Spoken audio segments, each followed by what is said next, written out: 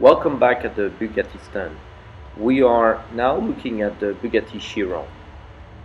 The Bugatti Veyron was by all accounts one very incredible car. The new Bugatti Chiron is faster and has its numbers to prove it's a worthy successor to the Veyron's throne.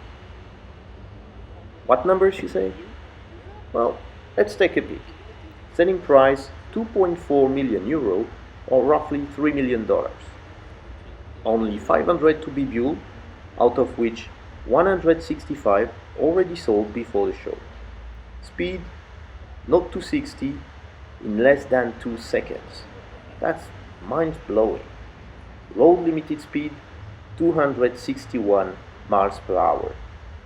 Speedometer endpoint 311 miles per hour or 500 kilometers per hour. The engine is a W16 8 liters, developing 1,500 horsepower and delivering 1,600 Newton meters of torque. To cool the engine, it takes no more than 10 radiators, and 800 liters of water are pumped through the engine per minute. The car weighs 4,398 pounds or 1,995 kilos. To stop the beast, Bugatti puts 420mm brakes disc with 8 pistons per caliper.